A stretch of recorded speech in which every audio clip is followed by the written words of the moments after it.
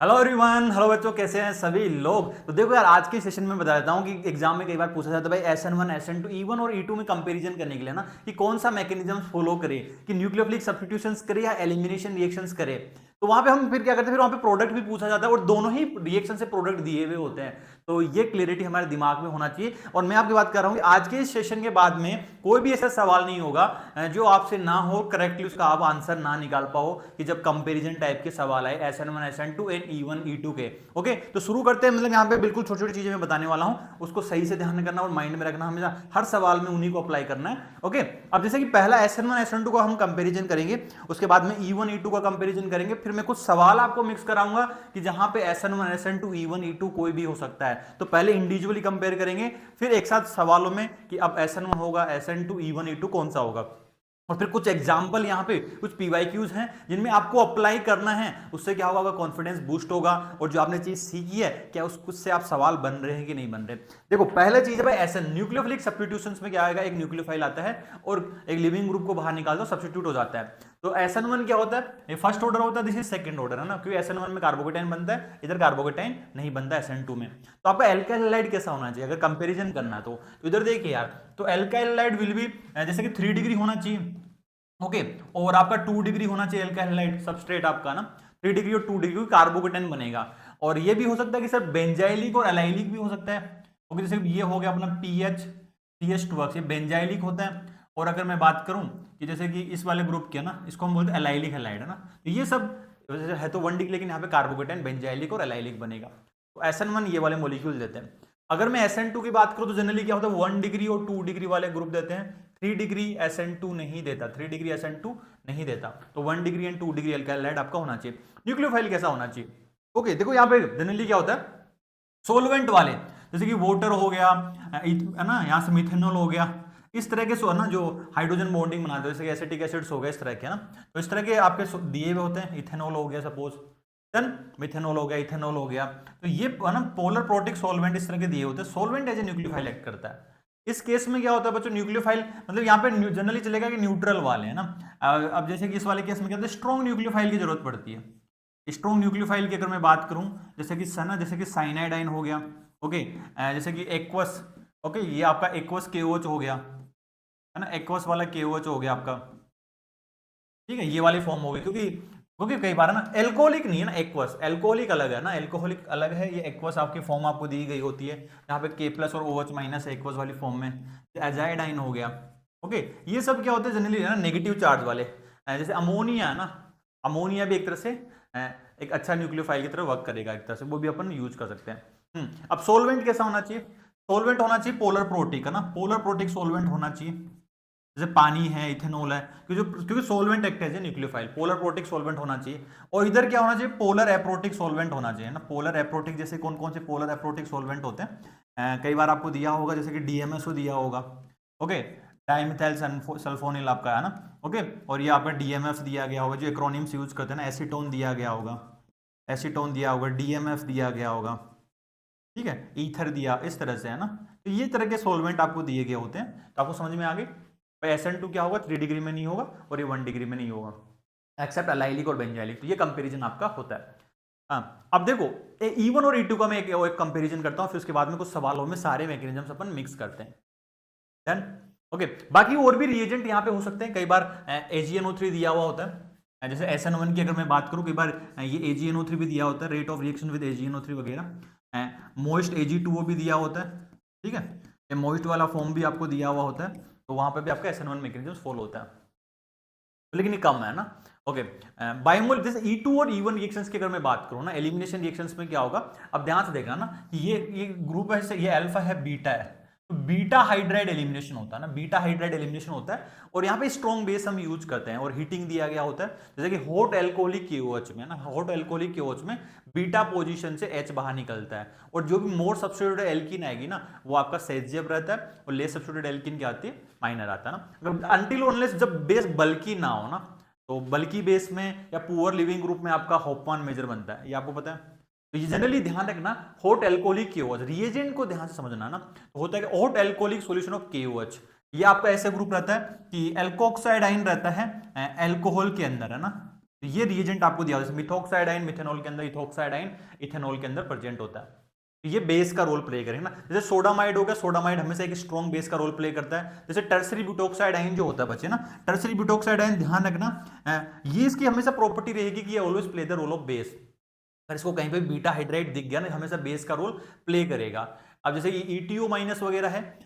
तो इथेनॉल वगैरह, it also play the role of base. लेकिन कुछ जगह हम देखेंगे ना जहां पे स्टेबल एल्कीन नहीं बन रहा हो ना, तो they can also play the role of nucleophile also.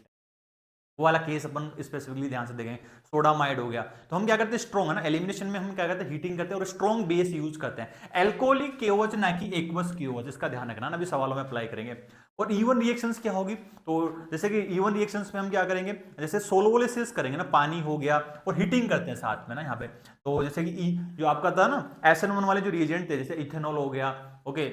और हीटिंग करेंगे बट यहाँ पे ना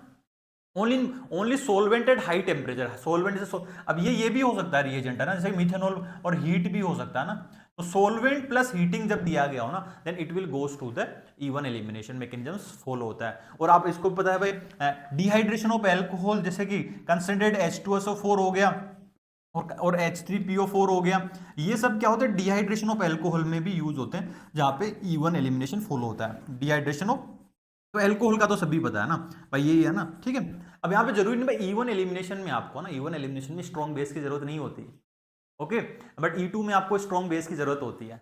अब देखो ये जो कंसेप्ट हमने सीखा, आप सवालों में एक बार मैं कुछ सवाल कराता हूं आपको, कंपैरिजन छोटे वाले, फिर बाकी के PYQs अपन करने वाले हैं। देखिए सब्स्टिट्यूशन वर्सेस एलिमिनेशन की अगर मैं बात करूं, ओके, तो सबसे पहले मैं आपको बताता हूँ सब्स्टिट्यूशन SN1 और SN2 है ना। SN1 कब होती है, जब आपके पोलर प्रोटिक सॉल्वेंट दिए गए होते हैं 3 डिग्री और 2 डिग्री, एलाइलिक और बेंजाइलिक कार्बोकेटाइन है ना, वो अल्काइल हैलाइड में रिएक्शंस होती है। SN2 किसमें होगी, 1 डिग्री एंड 2 डिग्री में होगी, और वहां पे स्ट्रॉन्ग न्यूक्लियोफाइल की हमें जरूरत पड़ती है। एलिमिनेशन E2 में स्ट्रॉन्ग बेस की जरूरत पड़ती है, स्ट्रॉन्ग बेस, ओके, जैसे सोडामाइड हो गया, एल्कोहलिक KOH हो गया, हीटिंग जरूरत पड़ेगी है ना, और है ना alkoxide ion in the presence of alcohol, okay, इस तरह के सॉल्यूशन जरूरत पड़ती है E2 एलिमिनेशन में। E1 में अगर एल्काइल हैलाइड का E1 में करता हूं, तो वहां पे सॉल्वेंट होगा, बस हीटिंग करेंगे ना, जैसे वाटर हो गया, इथेनॉल वगैरह हो गया, मिथेनॉल हो गया, तो ये कहानी है। अब जैसे कि डिफरेंट में कंपैरिजन कर ले, तो सारे तरह के मैं पहले 1 डिग्री के different types of alkyl halide हम यूज करेंगे, फिर 2 डिग्री एंड 3 डिग्री, और उसके बाद में आपको मैं कुछ PYQs कराऊंगा। इधर देखो ये नॉर्मल 1 डिग्री एल्काइल हैलाइड है, मिथाइल हैलाइड आपको दिया गया है। अगर पानी के साथ जब रिएक्शंस करोगे, पानी क्या न्यूट्रल है, तो इसमें SN1 नहीं होगा। तो नॉर्मल 1 डिग्री एल्काइल हैलाइड है, तो इस वाले केस में क्या होगा बच्चा, SN1 नहीं होगा, तो इसमें कोई भी प्रोडक्ट नहीं बनेगा ना। तो वैसे होना तो SN1 चाहिए था इस सॉल्वेंट के साथ, बट कोई भी रिएक्शंस नहीं होगी, ओके। अब जैसे मिथेनॉल है, मिथेनॉल भी क्या है, पोलर प्रोटिक सॉल्वेंट, तो इसमें भी कुछ भी प्रोडक्ट नहीं बनेगा, मतलब यहाँ पे होनी तो वैसे SN1 चाहिए थी, लेकिन ये क्या 1 डिग्री है, तो CH3 plus unstable at room temperature. अगर मैं बात करूं K प्लस और SS माइनस, तो ये क्या स्ट्रॉन्ग न्यूक्लियोफाइल इस पर अटैक करेगा, तो इट विल फॉर्म द है ना SS प्रोडक्ट बनेगा, और it will follow the SN2 pathway follow करेगा। अब इधर देखिए ध्यान से ना, अब ये है क्या, CH3O माइनस है ना, कई बार CH3O माइनस ही दिया होता है, जनरली ये किसके अंदर प्रेजेंट होगा, CH3O माइनस प्रेजेंट होगा अपना एल्कोहलिक मीडियम के अंदर, ओके। तो CH3O माइनस, अब देखो यहाँ पे है ना अल्फा ही है, बीटा हाइड्राइड नहीं है, it can't play the role of base, तो न्यूक्लियोफाइल इसके पास ऑप्शन रहेगा, तो CH3O CH3 है ना, it will goes through the, ये कौन सा, ये विलियमसन ईथर सिंथेसिस से SN2 मैकेनिज्म, ये एल्कोक्साइड आयन है, okay, alkoxide. Now this is the tertiary butoxide ion, तो ध्यान रखना टर्सरी ब्यूटोक्साइड आयन जनरली ये पुअर न्यूक्लियोफाइल होता है, ये बेस, इसको कहीं पे बीटा हाइड्राइड दिख गया ना, तो हमेशा एब्स्ट्रैक्ट करेगा हाइड्राइड को, लेकिन यहाँ पे बीटा हाइड्राइड है ही नहीं, तो इसकी एक ही मजबूरी है कि इधर से जो प्रोडक्ट बना बचे, तो it will play the role of nucleophile, तो ये SN2 ही है। SN2 में वैसे बल्कि न्यूक्लियोफाइल नहीं चाहिए होता है, बट इसके पास बीटा हाइड्राइड है नहीं, तो इसीलिए ये सिर्फ और सिर्फ क्या देगा, SN2 देगा। तो ये पहला कंपैरिजन समझ में है। अब अगला कंपैरिजन कर रहा हूं, 1 डिग्री एल्काइल हैलाइड है, बट 1 डिग्री के अंदर क्या है, अल्फा, और बीटा पोजीशन पे अब हाइड्राइड अवेलेबल है, ओके। तो अगर देखो पानी के साथ रिएक्शंस होगी, तो 1 डिग्री है, पानी के साथ SN1 होना चाहिए था, तो SN1 नहीं होगी। KSH स्ट्रॉन्ग न्यूक्लियोफाइल है, तो कंपाउंड जो बनेगा it will goes to the SN2 pathway, SN2 pathway के थ्रू जाएगा। अब ध्यान से देखना ना, ये है इथोक्साइड आयन K+, अब यहाँ लेकिन यहाँ पे बीटा हाइड्राइड अवेलेबल है, बीटा हाइड्राइड अवेलेबल है, तो इधर देखो बीटा हाइड्राइड अवेलेबल, बेस इस बीटा हाइड्राइड को बाहर निकालेगा और ये एल्कीन बनाएगा, बट ये क्या है, अनस्टेबल है, ये एल्कीन अनस्टेबल है, तो ये प्रोडक्ट मतलब वेरी कह सकते हैं माइनर बनेगा, या नेग्लेक्ट कर सकते हैं इसको, तो इथोक्साइड आयन की अगर मैं बात करता हूं तो ethoxide ion it will play the role of base as well as nucleophile, लेकिन बेस तब करेगा जब यहाँ पे कोई स्टेबल एल्कीन बन रही हो ना, तो इसमें कोई भी अब अल्फा हाइड्रोजन नहीं है, तो दैट्स वाई तो मेजर जो प्रोडक्ट बनेगा बच्चे, मेजर जो प्रोडक्ट बनेगा इस वाले केस में, और ये SN2 के थ्रू बनेगा, this will be the nucleophilic substitution वाला प्रोडक्ट क्या बनेगा, मेजर बनेगा, और ये अनस्टेबल है तो ये बनेगा माइनर, है ना, ठीक है, अगर बोले तो अभी माइनर बनेगा, ठीक है, लेकिन मेजर प्रोडक्ट जो आएगा जनरली मेजर पूछते हैं तो ये SN2 के थ्रू जाएगा। अब बात ये है tertiary butoxide ion, tertiary butoxide ion ध्यान रखना भाई साहब, ये बेस का रोल प्ले करता है ना, जब जहां कहीं भी इसको बीटा हाइड्राइड दिख गया तो यार इतना बल्कि है ये ना, इतना बल्कि नहीं है, इतना बल्कि नहीं है is compare to this can play the role of nucleophile as well as base, तो बेस इसका बेस प्रायोरिटी रहेगी, लेकिन एल्किन स्टेबल बननी चाहिए, तो ये क्या होगा, इसमें से भी कोई प्रायोरिटी नहीं है, तो ये it will play the role of, तो बेस का ही रोल प्ले करेगा, सॉरी न्यूक्लियोफाइल का रोल नहीं बनेगा, बीटा हाइड्राइड को बाहर निकालेगा, इसमें सिर्फ और सिर्फ ये प्रोडक्ट बनेगा, product form in this case will be the alkene, तो ये आपका E2 मैकेनिज्म प्रीफर होगा ना, E2 मैकेनिज्म प्रीफर होगा। आपको पता ना टर्सरी ब्यूटॉक्साइड आयन में हॉफमान प्रोडक्ट बनता है मेजर, ये बल्कि होता है ना तो लेस स्टैंडर्ड वाले को, तो यहाँ पे हॉफमान और सेजेब का कोई रोल नहीं है, तो it will goes to the, तो ध्यान से देखना इसमें ये रीजन काफी इंपॉर्टेंट है, ओके, तो ये दोनों का ध्यान रखना, ये हमेशा बच्चों को लगता है कि ये हमेशा बेस का रोल प्ले करेगा, तभी प्ले करेगा तब स्टेबल एल्कीन बन रहा हो, अब इस वाली एल्कीन है ना, तो ये वाली एल्कीन इतनी स्टेबल नहीं है, बट इस केस में ये इतना अच्छा न्यूक्लियोफाइल नहीं है, तो इसके पास ऑप्शन यही रहेगा। अगेन अब देखो, अब ये अगेन 1 डिग्री अल्काइल हैलाइड आपको दिया गया है, अब 1 डिग्री अल्काइल हैलाइड आपको दिया गया है और मिथेनॉल दिया गया है, तो देखो सीधी सी बात है 1 डिग्री बनता नहीं है, जैसे जनरली क्या होता है 1 डिग्री बनेगा नहीं, बनेगा ही नहीं, तो रीअरेंज कहां से होगा ना, अगर कई बार जेई मेंस वाले क्या करते हैं बना देते हैं, ओके, कहते भाई हमने हीटिंग किया फिर बनाया ना, वो बना देते हैं, तो बोला कि रिएक्शंस हो रही है मिथेनॉल के साथ, फिर आपको इसको SN1 के थ्रू बनाना, अदरवाइज रिएक्शंस नहीं होगी ना, अदरवाइज रिएक्शंस नहीं होगी क्योंकि वो 1 डिग्री है, 1 डिग्री है, KSH क्या है K प्लस और SS माइनस, तो it will goes to the okay SN2 pathway ना, ये SN2 पाथवे के थ्रू जाएगा, इसका ध्यान रखना 1 डिग्री बनेगा तभी तो रीअरेंज होगा, बनेगा ही नहीं तो रीअरेंज कहां से होगा, ओके, तो 1 डिग्री बनेगा ही नहीं रूम टेम्परेचर पे, तो क्योंकि रिएक्शन रूम टेम्परेचर पे कैरिड आउट कराई जाती है, तो ध्यान, कई बार बोल के हाँ रिएक्शंस हो गई, कई बार मेंस वाले बोल देते हैं, तब फिर इसको SN, तो फिर आपको क्या करना है, को हटा के फिर इसको यहाँ पे बनाना है, SN1 मैकेनिज्म्स के थ्रू बनाना है, अदरवाइज नहीं बनेगा, अगर बन जाए तो ना। अब इधर देखो, ये अब इथोक्साइड आयन है, ये अल्फा है बीटा है, अब ध्यान से देखो तो ये बीटा जो हाइड्राइड है ना बच्चे, बीटा हाइड्राइड, अब ये जो एल्कीन है स्टेबल है, तो ये अब E2 मैकेनिज्म्स के थ्रू जाएगा, क्योंकि इसमें 6 अल्फा हाइड्रोजन है, 6 अल्फा H इस एल्कीन के अंदर, इथोक्साइड आयन में ध्यान से देखो, टर्सरी ब्यूटॉक्साइड आयन में तो बीटा हाइड्राइड है, तो टर्सरी ब्यूटॉक्साइड आयन की तो अगर मैं बात करूं बच्चा एक ही ऑप्शन बीटा हाइड्राइड, तो यहां से E2 मैकेनिज्म्स के थ्रू ही जाएगा, तो ध्यान है ना, इथोक्साइड आयन इसमें स्टेबल एल्कीन बन रहा था तो E2 था, बट इस केस में स्टेबल एल्कीन नहीं बन रहा था, इसलिए न्यूक्लियोफिलिक सब्स्टिट्यूशन वाला प्रोडक्ट मेजर था, ओके।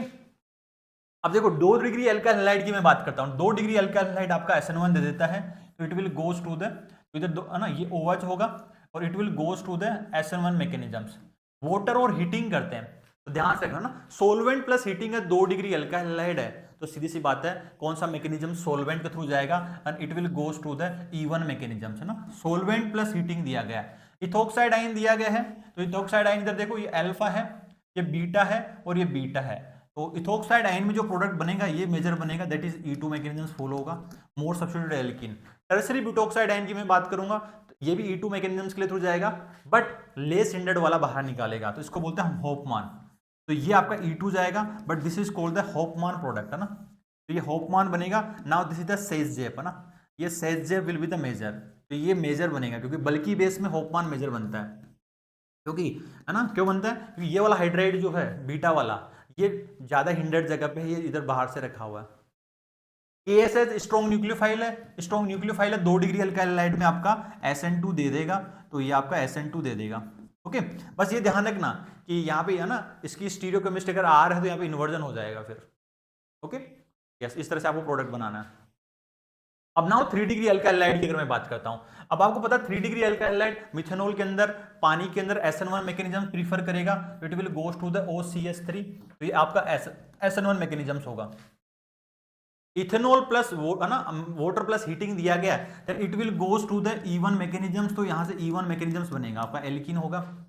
अब आपको इथोक्साइड आयन दिया गया है ना, इथोक्साइड आयन आपको दिया गया है, ओके तो इथोक्साइड आयन की अगर मैं बात करता हूँ, ये अल्फा है, ये बीटा पोजीशन है, तो it will goes to the E2 mechanism, तो ये आपका E2 मैकेनिज्म फॉलो करेगा। टर्सरी ब्यूटोक्साइड आयन में भी सेम ही प्रोडक्ट बनेगा, तो ये भी आपका E2 मैकेनिज्म फॉलो करेगा। यहाँ पे होफमैन और सेज़जेप की बात ही नहीं होगी ना, क्योंकि एक ही तरह का बीटा हाइड्राइड अवेलेबल है। तो आपको कहानी समझ में आ गई, बस कहानी ध्यान रखना है भाई, टर्सरी ब्यूटोक्साइड आयन हमेशा it will play the role of base. Okay, अगर बीटा हाइड्राइड अवेलेबल है तो, नहीं है तो फिर ये न्यूक्लियोफाइल का रोल प्ले करेगा, क्योंकि poor, very very poor nucleophile है। ये जैसे इथोक्साइड आयन हो गया, मिथोक्साइड आयन हो गया, तो ये भी बेस का रोल प्ले करेंगे, लेकिन एल्कीन स्टेबल बननी चाहिए। ओके, एल्कीन क्या होना चाहिए, है ना, इथीन, इथीन बन रहा होगा तो वहां पे नहीं होगा ना। ओके, तो ये ध्यान रखना है। अब देखो, जो भी मैंने आपको कंसेप्ट सिखाया बच्चे ना, अब इनको सवालों में अप्लाई करते हैं, करेक्टली अप्लाई करते हैं। अब इधर देखो, major product A formed in the following reactions क्या होगा, मैं पेन नहीं उठाऊंगा, डायरेक्टली करूंगा। अब ये आपको दिया है मिथोक्साइड आयन इन मिथेनॉल, है ना, मिथोक्साइड आयन इन मिथेनॉल दिया गया है, तो ये कौन सा रिएजेंट हुआ, ये E2 है, पहले बेस का रोल प्ले करेगा ये। ओके, अब ध्यान से देख लो, बेस का रोल क्यों प्ले करेगा, क्योंकि एल्कीन स्टेबल बन रही है, तो बीटा हाइड्राइड को बाहर निकालेगा, तो बीटा हाइड्राइड को जब बाहर निकालेगा, इस बीटा हाइड्राइड को बाहर निकालेगा, तो आपका जो प्रोडक्ट बनेगा, A is the answer for this one. तो कई बच्चे इधर देखो, CH3O माइनस को उनको लगता है कि सर ये it will play the role of nucleophile, तो आप SN2 मत करा देना, क्योंकि it will play the role of base. Okay, base का रोल प्ले करेगा, तो मेजर प्रोडक्ट आपका एल्कीन आने वाला है, this will be the minor, है ना, तो इसको अगर बोलो तो ये माइनर आएगा, क्योंकि अब एल्कीन स्टेबल बन रही है, एल्कीन स्टेबल बन रही है, ये माइनर बनेगा न्यूक्लियोफिलिक सब्स्टिट्यूशन SN2 करके, है ना, तो मेजर का ध्यान रखना एल्कीन। ओके, अब जैसे ये सवाल था, एल्काइल हैलाइड की रिएक्शन NaOH के साथ कराई गई है, NaOH के साथ जब आप कराओगे, ओके, एक में क्या दिया गया है ना, अब ध्यान से देखना, एक में आपको दिया गया है NaOH, और लेकिन पहले ध्यान रखना इथेनॉल के अंदर है, तो फर्स्ट केस की अगर मैं बात करता हूं, तो आपका पहला रिएजेंट ये है कि CH2H CH2Br, ओके, और फर्स्ट रिएजेंट है NaOH, OH माइनस को इथेनॉल के अंदर दिया गया है, तो दिस इज एल्कोहलिक, इसको हम क्या बोल सकते हैं, एल्कोहलिक NaOH आपको दिया गया है, एल्कोहलिक NaOH इज गिवन। तो एल्कोहलिक NaOH में कौन सा रिएक्शंस होगा बताओ, एल्कोहलिक NaOH में रिएक्शंस होगा CH2 double bond CH2, it will goes to the E2 mechanism, alcoholic KOH आपको दिया गया है, ठीक है, हीटिंग नहीं दी हो तो समझ जाना भाई, हीटिंग तो होती है एलिमिनेशन में। ओके, तो ये प्रोडक्ट A बना होगा, और ये आपका क्या है NaOH, OH माइनस है, प्लस वाटर आपको दिया गया है, तो ये कौन सा एक्वस KOH है, एक्वस NaOH है, एक पानी आपको सोलवेंट दिया गया है, तो पानी आपको सोलवेंट दिया गया है, तो बच्चे it will goes to the SN2 mechanisms, ये जाएगा CH3CH2OH, तो ये आपका SN2 मैकेनिज्म्स के थ्रू प्रोडक्ट बनेगा, तो ये दोनों राइट प्रोडक्ट थे, तो ध्यान से समझना बस रिएजेंट, है ना, प्रोडक्ट ए प्रोडक्ट बी, तो इसमें 4 हाइड्रोजन है, इसमें 6 हाइड्रोजन है, 4 + 6 कितना हो गया, 10 हो गया, तो फाइनल प्रोडक्ट है ना, तो इस तरह से बनेगा, तो ध्यान से समझना है।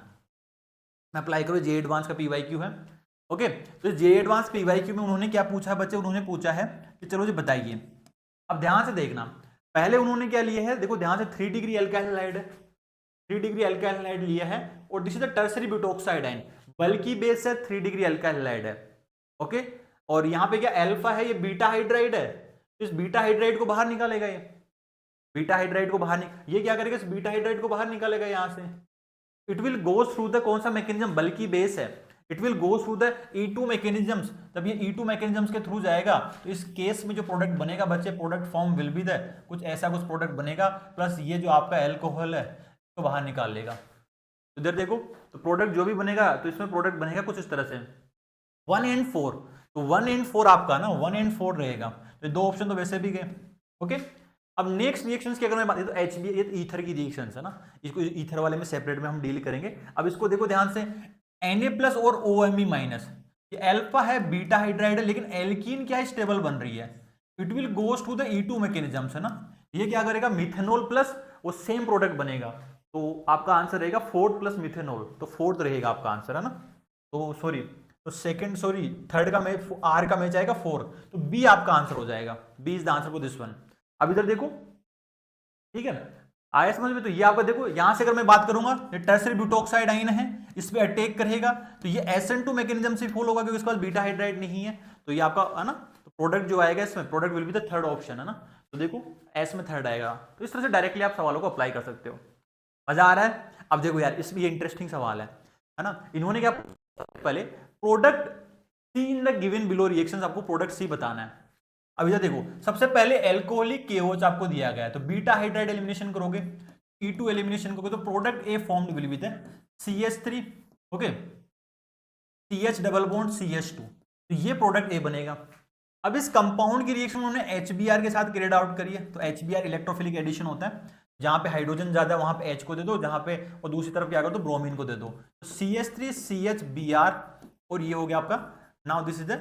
CH3। अब ये अल्फा है और ये बीटा पोजीशन है ना, तो दोनों सिमेट्रिक है, दिस इज प्रोडक्ट बी। अब ध्यान से देखना उन्होंने क्या दिया है, एक्वस KOH है ना, एक्वस KOH दिया गया, ओके, और ये हीटिंग कराई गई है। तो देखो एल्कोहलिक होता तो यहाँ पे क्या होता, अब जनरली नहीं, कई बच्चों को लगता है सर हमेशा हीटिंग दिया हो तो एलिमिनेशन करना है, भाई एल्कोहलिक KOH और हॉट एल्कोहलिक KOH होता तो आप E2 करते, अदरवाइज यहां से आप करने वाले हो SN2 मैकेनिज्म्स करने वाले हो। तो ये बस इसका ध्यान रखना कि दोनों ही प्रोडक्ट यहाँ पे दिए गए हैं, एलिमिनेशन वाले प्रोडक्ट भी दिए गए हैं, ओके, तो एक्वस है ना कि एल्कोहलिक, तो यहाँ पे जो प्रोडक्ट बनेगा प्रोडक्ट फॉर्म विद प्रोपेन 2 ओल, तो ये रहेगा। कई बच्चों को जल्दबाजी में अगर टिक करोगे ना कि सर ये एल्कोहलिक समझ, हीटिंग समझ के उनको लगता है एलिमिनेशन होता है, तो यहाँ पे आप बना दोगे प्रोपीन बना दोगे, गड़बड़ हो जाएगा। अब जैसे ये सवाल है, यहाँ पे OH माइनस दिया गया है, OH माइनस दिया गया है इथेनॉल, तो ये क्या है, एक तरह से एल्कोहलिक सॉल्यूशन है ना, एल्कोहलिक, ओके, एल्कोहलिक KOH है ना, एल्कोहलिक बेस है, जैसे एल्कोहलिक KOH ले लो, कुछ भी ले लो ना, एल्कोहल के अंदर प्रेजेंट है। डन,